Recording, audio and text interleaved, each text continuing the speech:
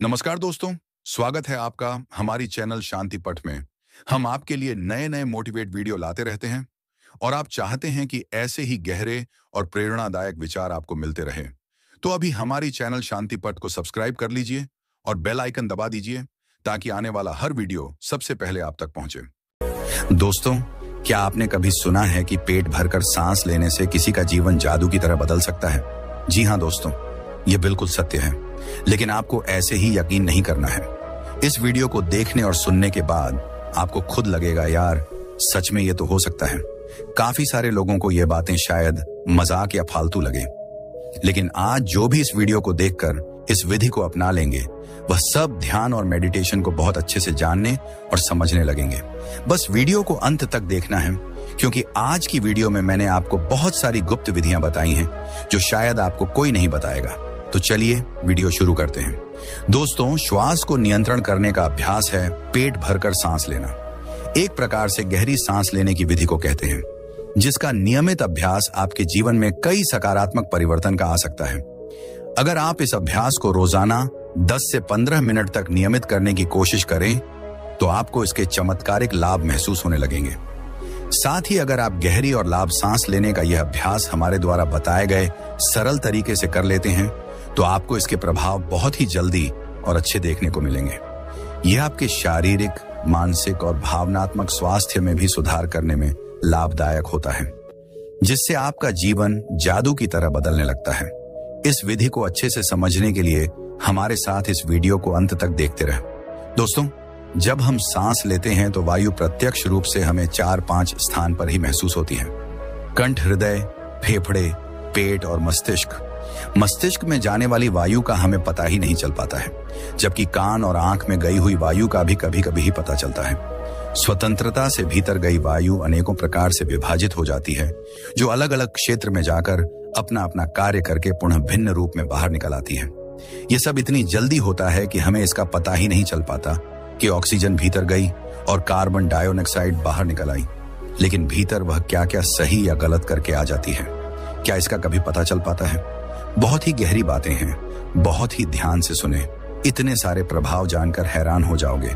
यदि हम जोर से गहरी सांस लेते हैं तो इसके तेज प्रवाह से हमारे शरीर के अंदर की बैक्टीरिया नष्ट होने लगते हैं, कोशिकाओं के रोगों से लड़ने की क्षमता बढ़ जाती है, बोन मैरो में नया खून बनने लगता है, आंतों में जमा हुआ मल बाहर निकलने लगता है, मस्तिष्क की जागरूकता लौट आती है, जिससे हमारी याद करने की शक्ति दुरुस्त हो जाती है। न्यूरो की सक्रियता से सोचने समझने की क्षमता पूरा जिंदा हो जाती है। गहरी सांस लेने से आत्मविश्वास वापस लौट आता है। सोचें, जब जंगल में हवा का एक तेज झोंका आता है तो जंगल का रोम रोम जागृत होकर सजग हो जाता है। बहुत कम लोगों में क्षमता होती है आंधी लाने की। जब आप लगातार अभ्यास करते हैं तो आपके अंदर नई ऊर्जा का जन्म होता है। जी हाँ दोस्तों, केवल 10 मिनट की आंधी आपके शरीर के साथ आपके संपूर्ण जीवन को बदल कर रख सकती है। आज के समय में अधिकतर लोगों की सांसें उखड़ी बिखरती रहती हैं, उथल पुथल भारी रहती हैं या फिर तेजी से चलती रहती हैं। उन्हें पता ही नहीं चलता कि उनकी सांसें कैसे चल रही होती हैं। जैसे क्रोध का भाव उठा तो सांसें बदल जाती हैं, काम वासना का भाव उठा तब सांसों का रूप दूसरा होता है। हमारे प्रत्येक भाव और विचार करने से भी सांसें बदलती रहती हैं। लेकिन क्या आपको पता है कि हमारे खान पान, रहन सहन से भी इन सांसों पर गहरा प्रभाव पड़ता है? असल में हमारी सांसों का हमारे मन की स्थिति और हमारी शारीरिक अवस्था से सीधा संबंध होता है। असल में पूरा योग विज्ञान ही सांसों को सही तरीके से लेने में टिका हुआ है। इसका मतलब यह है कि अगर हम सिर्फ सांसों को सही तरीके से लेना सीख जाते हैं तो हमारा जीवन जादू की तरह बदल सकता है। तो आइए आज हम प्रमाण के साथ एक प्राचीन योग कहानी के माध्यम से हम सांसों को सही तरीके से लेने का तरीका और सांसों के जादुई रहस्य के बारे में विस्तार से जानेंगे। बहुत समय पहले की बात है, एक आर्षि मुनि अपने आश्रम में छात्रों को योग, ध्यान और प्राणायाम की शिक्षाएं दिया करते थे। आर्षि खुद भी एक योगी थे।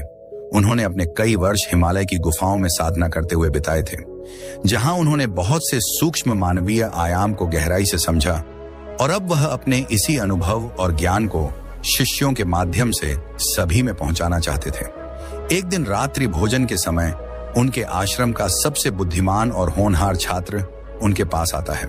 छात्र के चेहरे को देखकर गुरु समझ गए कि उसके मन में कुछ प्रश्न उठ रहे हैं। गुरु के नजदीक आते ही छात्र ने उन्हें प्रणाम किया और कहा, गुरुदेव, मैं आपसे कुछ प्रश्न पूछना चाहता हूं। मुझे मालूम है यह तो तुम्हारे चेहरे को देखकर ही समझ गया था। पूछो, क्या प्रश्न पूछना चाहते हो?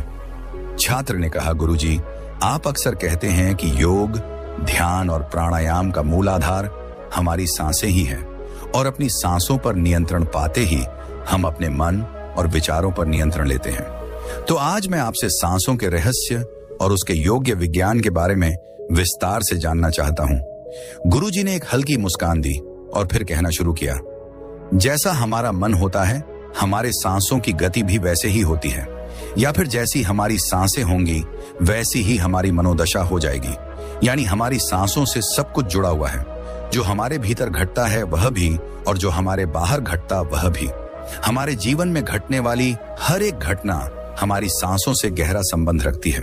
मतलब कि हम अपनी सांसों की गति पर नियंत्रण करके अपने मन और विचारों पर नियंत्रण कर सकते हैं। अगर तुम किसी सच्चे योगी या साधक को ध्यान से देखो तो तुम्हें उसके चेहरे पर एक गजब का ठहराव या बोल सकते हैं अद्भुत चमक दिखेगा। एक सच्चा योगी बुरी से बुरी परिस्थिति में भी खुद को स्थिर और शांत रख सकता है। एक योगी अपनी भावनाओं को नहीं दबाता, बल्कि वह अपनी सांसों पर नियंत्रण हासिल करता है। और जो साधक अपनी सांसों को नियंत्रित कर लेता है वह अपने मन पर भी नियंत्रण कर लेता है। और जिस व्यक्ति का मन उसके नियंत्रण में होता है उसके पास उसकी सभी समस्याओं का समाधान होता है। गुरु ने छात्र की तरफ इशारा करते हुए कहा, तुमने कुछ योगियों के बारे में सुना होगा कि वह एक सांस से 300 सालों तक जीते थे। तो आखिर वह इतने लंबे समय तक खुद को जीवित कैसे रख पाते थे? असल में उनका नियंत्रण अपनी सांसों पर होता है, जिसे प्राण ऊर्जा भी कहते हैं। प्राण ऊर्जा हमारे चारों तरफ बहती है। इसे कितनी मात्रा में लेना है और छोड़ना है, यह एक योगी अच्छी तरह से जानता है और वह इस काम पर बहुत हद तक महारत हासिल कर लेता है। इसीलिए वह इस प्राण ऊर्जा का उपयोग अपनी जरूरत के हिसाब से कर सकता है और खुद को दीर्घायु बना सकता है। अगर तुम अपने शरीर को स्वस्थ रखना चाहते हो, सामान्य से अधिक क्षमता चाहते हो, तेज बुद्धि चाहते हो, तो तुम्हें अपनी सांसों को समझना होगा, उन्हें नियंत्रित करना होगा। और उन्हें नियंत्रित करते ही तुम्हारे जीवन में सब कुछ व्यवस्थित हो जाएगा। असल में डर, चिंता और परेशानी जैसी कोई चीज नहीं होती। यह तो सिर्फ हमारे मन और भावनाओं की उपज है और हमारी भावनाओं को केवल एक ही चीज नियंत्रित कर सकती है और वह है हमारी सांसें। हमारे अंदर का क्रोध, चिंता, जलन, खुशी, अहंकार, बदला लेने की भावना, यह सब कुछ हमारी सांसों के हिसाब से चलता है। अगर हमारी सांसों पर हमारा नियंत्रण है तो यह सभी विकार भी हमारे नियंत्रण में हो जाते हैं। अगर तुमने कभी किसी बच्चे को सोते हुए देखा हो तो तुमने अनुभव किया होगा कि जब वह बच्चा सांस अंदर लेता है तो उसका पेट फूलता है और जब सांस छोड़ता है तो पेट पिचक जाता है। यानी कि एक बच्चा अपने पेट यानी नाभि से सांस लेता है, जो कि सांस लेने का सबसे प्रकृति और सही तरीका है। अपने इस गहरी और लंबी सांस की वजह से बच्चे उत्साहित और हल्का रहता है। उसका शरीर ज्यादा प्राकृतिक तरीके से काम करता है। तुमने देखा होगा बच्चा अपने मन में किसी भी बात को ज्यादा लंबे समय तक नहीं रखता और ना ही वह किसी से ज्यादा लंबे समय तक गुस्सा रह सकता है। अगर उसे किसी गलती पर डांट या मार भी दिया जाए तो वह कुछ समय बाद उसे भी भूलकर अपने खेल में मग्न हो जाता है। बच्चा खुश इसलिए हो पाता है क्योंकि उसकी सांसें प्राकृतिक रूप से चलती हैं, यानी नाभि से। बच्चे के शरीर को विकास चाहिए, विकास की ज्यादा ऊर्जा और ज्यादा ऊर्जा के लिए ज्यादा लंबी सांसें। इसीलिए प्रकृति ने उसे ज्यादा लंबी सांसें दी हैं। हालांकि यह लंबी सांसें हर मनुष्य को दी गई हैं, लेकिन इंसान ने अपने जीवन में कुछ प्राकृतिक परिवर्तन कर अपनी सांसों को छोटा कर लिया है। वो पेट के बजाय अपने नाक और मुंह से सांसों को लेता है। हम जितनी छोटी सांसें लेंगे उतनी ही हमारी आयु कम होगी और चिंता परेशानियों से भरी रहेगी हमारी सांसें। जितनी लंबी और गहरी होंगी हमारी आयु उतनी ही लंबी और खुश रहेंगी। गुरु ने आगे कहा, एक व्यक्ति 1 मिनट में 14 से 15 बार सांस लेता है। दोस्तों, सांस का सीधा संबंध हमारी मन की स्थिति और हमारे शारीरिक वाइब्रेशन से होता है। अगर 1 मिनट में ली जाने वाली सांसों की संख्या 11 से नीचे आ जाए तो हम अपने आसपास होने वाले कई वाइब्रेशन को समझना शुरू कर देंगे। यानी जानवरों की आवाज हमें स्पष्ट सुनाई देने लगेगी।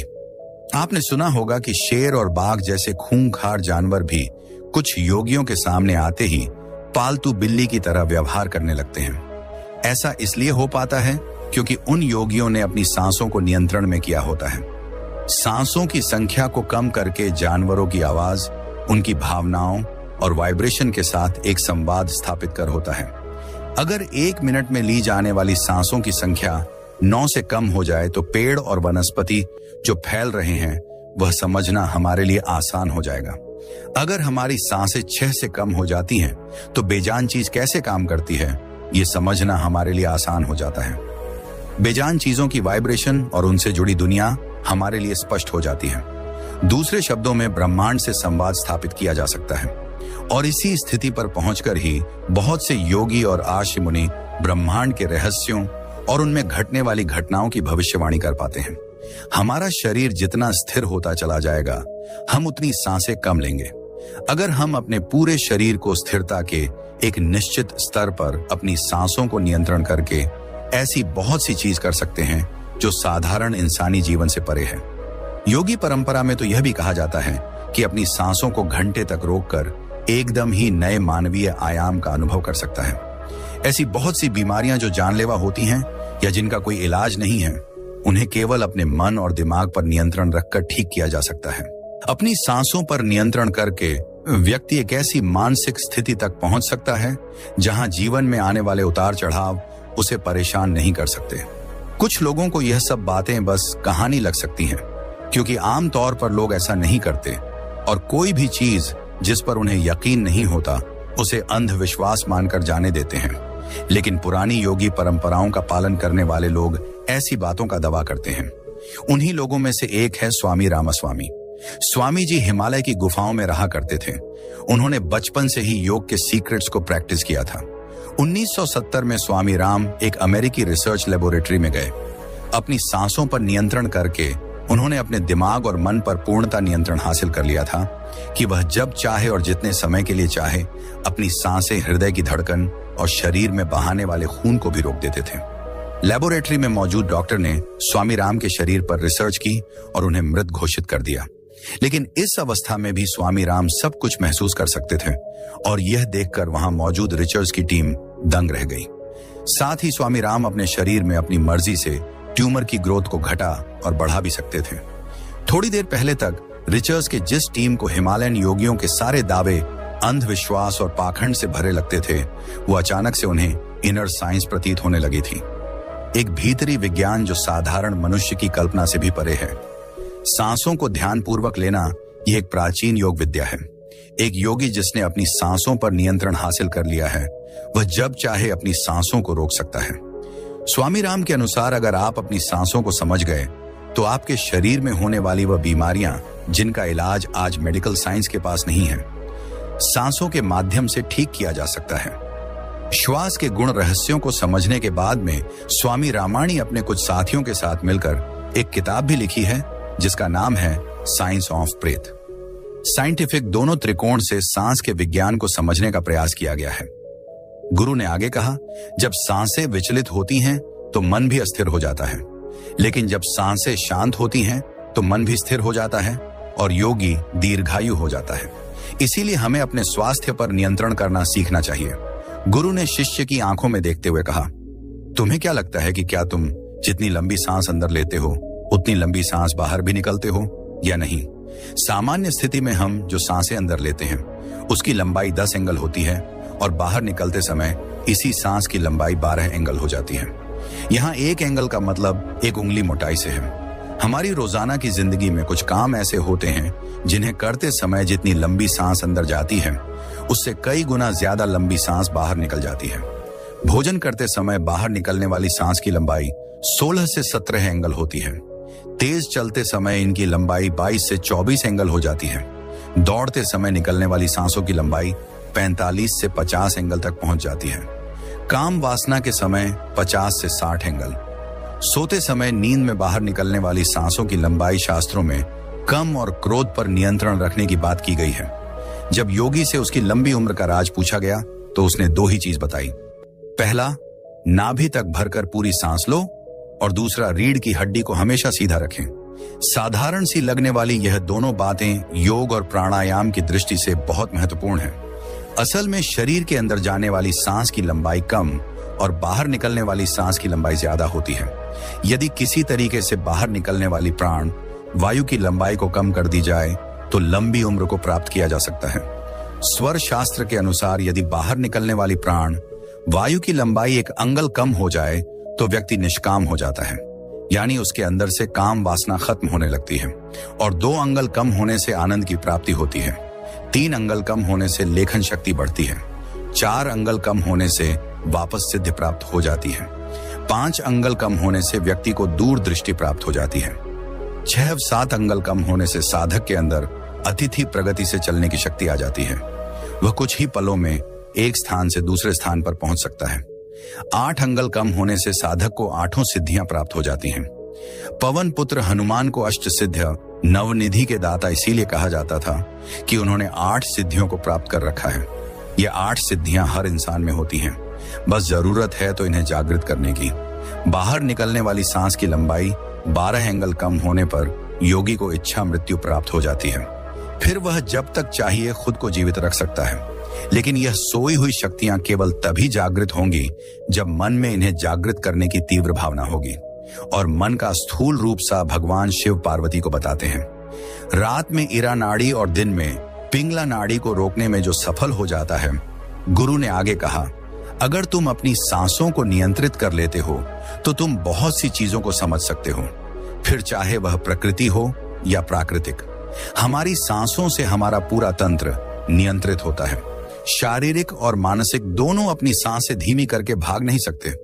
भागते समय हमारी सांसें तेज हो जाती हैं, क्योंकि हमारी सांस हमारे शरीर को एक ऊर्जा देती है। जब हम अपने शरीर से सामान्य से अधिक काम लेते हैं तो हमें ज्यादा ऊर्जा की जरूरत पड़ती है, और उस ऊर्जा की पूर्ति के लिए हमारी सांसें तेज हो जाती हैं। दूसरा, हम अपनी सांसों को धीमा करके क्रोध नहीं कर सकते। जब हमें क्रोध आता है तो हमारी सांसें छोटी और सामान्य से अधिक तेज चलने लगती हैं, क्योंकि हमारे भीतर जो क्रोध उठ रहा है वह भी हमारी ऊर्जा को खर्च करता है। एक कामुक व्यक्ति जो अभी अपनी काम वासना का वशीभूत हो चुका है, जैसे जैसे उसकी काम वासना तेज होती चली जाएगी वैसे वैसे उसकी सांसें भी तेज होती जाएंगी। यानी कि कोई भी व्यक्ति अपनी सांसों को धीमा करके काम वासना में नहीं उतर सकता। जिन योगियों ने कामसूत्र लिखा या काम वासना को समझा, उन्होंने जान लिया था कि काम वासना को नियंत्रित कैसे किया जा सकता है या कैसे ब्रह्मचारी में उतरा जा सकता है। तो असल में हमारी सांसों की गहराई और उसकी गति से हमारे पूरे शरीर और मानसिक तंत्र पर प्रभाव पड़ता है, जिसमें से कुछ हम बाहरी रूप से देख सकते हैं, जैसे मनुष्य का खुश होना या गुस्सा करना।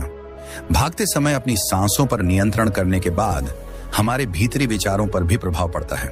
सांसों को बदलकर हमारी भावनाओं और विचारों को भी तुरंत बदला जा सकता है। इतना कहकर गुरु कुछ देर के लिए मौन हो गए। फिर उन्होंने कहना शुरू किया, मनुष्य के भीतर के सभी प्रतिभाएं उसके शक्ति बिंदु यानी उसके 7 चक्रों में छुपी होती है। अगर तुम्हें कोई व्यक्ति सामान्य से अधिक बुद्धिमान लगता है तो यह उसके चक्र का प्रभाव है, यानी उसका कोई विशेष चक्र सामान्य व्यक्ति की तुलना में थोड़ा ज्यादा सक्रिय है। इसी प्रकार से छठी इंद्री का सक्रिय होना, यानी भविष्य में होने वाली घटनाओं को पहले ही अनुभव कर लेना, यह संभावना मनुष्य के आज्ञा चक्र यानी उसकी तीसरी आंख से संबंध रखती है। लेकिन कभी भी ये 7 चक्र किसी भी व्यक्ति में पूरी तरह से जागृत नहीं हो पाते। किसी में ज्यादा तो किसी में कम, बस मात्रा का फर्क होता है। असल में व्यक्ति की सबसे बड़ी गलती यह है कि वह सीधे अपने मन पर नियंत्रण करने का प्रयास करता है, जो कि संभव नहीं है। सबसे पहले अपनी सांसों पर नियंत्रण करने का प्रयास करना चाहिए। मन खुद पे खुद नियंत्रित हो जाएगा। हम इंसान अपनी 5 इंद्रियां दृष्टि, ध्वनि, गंध, स्पर्श और स्वाद के माध्यम से इस जीवन को महसूस कर पाते हैं। लेकिन ऐसे बहुत से सूक्ष्म रहस्य और आयाम हैं जिन्हें यह हमारी 5 इंद्रियां नहीं पकड़ सकती। उदाहरण के लिए, एक कुत्ता जिस सूक्ष्म कंपन और सुगंध को पकड़ और महसूस कर सकता है, वह एक साधारण इंसान नहीं कर सकता। एक बिल्ली किसी भी खतरे को पहले ही महसूस कर लेती है और रोने लगती है। एक गिद्ध जो कि बहुत ऊंचाई से भी जमीन पर चलने वाले छोटे छोटे मरे हुए जानवर को देख लेता है। साथ ही बंदर और ऐसे बहुत से पक्षी हैं जो किसी भी प्राकृतिक आपदा जैसे भूकंप, ग्रहण, समुद्री तूफान आदि के आने से पहले ही उसकी वाइब्रेशन को महसूस कर लेते हैं। और घटना के घटने से पहले ही सुरक्षित जगह देखकर खुद को छुपा लेते हैं।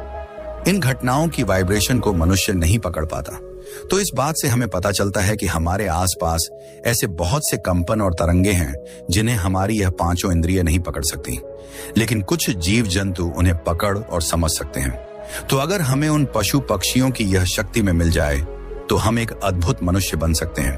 और क्योंकि हर जीव जंतु के सांसों की संख्या और उसके लेने का तरीका अलग अलग होता है, इसीलिए उन सब में संभावनाएं भी अलग अलग होती हैं। अगर हम भी अपने अंदर कुछ ऐसी अलौकिक विशेषताएं को चाहते हैं तो अभ्यास के माध्यम से हमें अपनी सांसों की संख्या को कम करना होगा और उस स्तर पर ले जाना होगा जहां पर हम इन वाइब्रेशन को महसूस कर सकें। एक कुत्ता जो कि 1 मिनट में 27 से 28 बार सांस लेता है, जिसके कारण वह केवल 10 से 12 साल तक ही जीता है, वही एक इंसान 1 मिनट में 14 से 15 सांस से लेता है और वह 80 से 100 साल तक जी सकता है। लेकिन एक कछुआ जो कि 1 मिनट में सिर्फ 5 से 6 बार ही सांस लेता है, वह 500 से 600 साल तक भी जी सकता है। इससे साफ स्पष्ट है कि जिसकी सांसों की संख्या जितनी कम होती है वह उतनी ही लंबी आयु तक जी सकता है। इसी चीज को समझकर हमारे पूर्वजों ने सांसों की संख्या को कम और उसकी गहराई को ज्यादा करने की विज्ञान पर काम करना शुरू कर दिया था, क्योंकि वह समझ गए थे कि इंसान को जीने के लिए साल या महीने नहीं बल्कि एक निश्चित संख्या में सांसें मिलती हैं और सांसों के लेने की गति को कम करके उम्र को लंबा किया जा सकता है। लेकिन सांसों के धीमा और लंबा होने की गति प्राकृतिक रूप से होना चाहिए। इसमें व्यक्ति को श्वास के साथ किसी प्रकार की जोर जबरदस्ती नहीं करनी है, बल्कि अभ्यास के माध्यम से नाभि से भरकर सांस लेने को अपने जीवन का एक हिस्सा बना लेना है। इसके बाद गुरुजी थोड़ी देर के लिए रुके, एक लंबी सांस ली और फिर कहना शुरू किया। योगी प्रक्रिया में एक शब्द होता है नाद या अनहद नाद। यह एक ब्रह्मनाद ध्वनि है। यह ध्वनि किसी साधारण मनुष्य को सुनाई नहीं दे सकती, क्योंकि यह ध्वनि नहीं है जो किसी टकराव से पैदा होती है। ध्वनि का सीधा सा विज्ञान है। जहां टकराव या घर्षण होगा वही कंपन या वाइब्रेशन भी कह सकते हैं, और जहां कंपन होगा वही ध्वनि उत्पन्न होगी। और टकराव से पैदा हुई इस ध्वनि को हमारी इंद्रियां यानी हमारे कान सुन सकते हैं, परंतु हमारे शरीर के भीतर कुछ सूक्ष्म इंद्रियां भी निवास करती हैं, जो अक्सर निष्क्रिय और शांत रहना पसंद करती हैं। लेकिन अगर हम इनको सक्रिय कर लेते हैं तो वह नाद की ध्वनि को सुन सकती है। नाद एक ऐसी ब्रह्मांड ध्वनि है जो किसी घर्षण या टकराव से पैदा नहीं होती। यह ध्वनि बाहर भी है और हमारी भीतर भी। लेकिन जो व्यक्ति मानसिक अवस्था के स्तर तक नहीं पहुंचा, उसके लिए यह ध्वनि केवल एक कल्पना मात्रा हो सकती है। लेकिन अगर तुम चाहो तो सही अभ्यास के माध्यम से इसे सुन सकते हो। शिष्य ने कहा, लेकिन गुरुदेव वह अभ्यास क्या है? गुरु ने कहा, सबसे पहले तो तुम्हें रोज कुछ समय एकांत में बैठकर अपनी सांसों पर ध्यान देना है। देखो कि तुम्हारी सांसें नाक से आ रही हैं या पेट से। अगर सांस नाक से आ रही है तो सांस को पेट से लेने का प्रयास करो। यानी जब तुम सांस अंदर लो तो पेट फूला होना चाहिए, और जब सांस छोड़ो तो पेट अंदर की ओर पिचका होना चाहिए। धीरे धीरे समय के साथ तुम्हारी सांस का केंद्र तुम्हारी नाभि से होता हुआ उसके नीचे चला जाएगा। यानी अब तुम्हारी सांसें तुम्हारे नाभि के नीचे से आ रही होंगी। लेकिन जिस दिन तुम्हारी सांसें प्राकृतिक रूप से बिना ध्यान किए, बिना तुम्हारे प्रयास से नाभि के नीचे से चलने लगेगी, उसी पल से तुम नाद की ध्वनि को सुनने में सक्षम हो जाओगे। लेकिन याद रहे, इस स्थिति को प्राप्त करना इतना भी आसान नहीं है। इसके लिए बहुत अभ्यास की जरूरत पड़ती है। दोस्तों, चिंता, डर, तनाव, वो अपनी आदत के कारण जब हम हल्की और छोटी सांसें लेते हैं तो हवा केवल हमारे ऊपरी फेफड़े तक ही पहुंचकर सीमित रह जाती है, जिससे हमारे शरीर तक कम ऑक्सीजन पहुंचती है और कार्बन डाइऑक्साइड इकट्ठा होना शुरू हो जाती है। शरीर का माध्यम अम्लीय हो जाता है, जिससे हमारी रोग प्रतिरोधक क्षमता कम हो जाती है। हमारी नजर कमजोर पड़ने लगती है, हमारी बौद्धिक और शारीरिक क्षमताएं भी कमजोर पड़ने लगती हैं और हमारा शरीर धीरे धीरे बीमारी की ओर जाने लगता है। लेकिन जब हम गहरी और लंबी सांस लेने का अभ्यास करते हैं तो इससे हमारे फेफड़े के निचले हिस्से पर भी ज्यादा हवा पहुंचती है, और न केवल हमारे शरीर को ज्यादा ऑक्सीजन मिलती है, बल्कि हमारे निचले फेफड़े में जमा गंदगी भी बाहर निकलने लगती है। हमारे शरीर में कुछ ऐसी गंदगी जमा हो जाती है जिसे मलमूत्र के माध्यम से नहीं, सिर्फ हवा के द्वारा ही शरीर से बाहर निकाला जा सकता है। साथ ही गहरी सांस लेने से हमारा डर, चिंता, मानसिक तनाव भी कम हो जाता है और हम खुश रहने लगते हैं। गहरी सांस लेने के इतने सारे मानसिक और शारीरिक फायदे हैं कि अगर उन पर बोलना शुरू करते हैं तो ये वीडियो और भी लंबी हो जाएगी।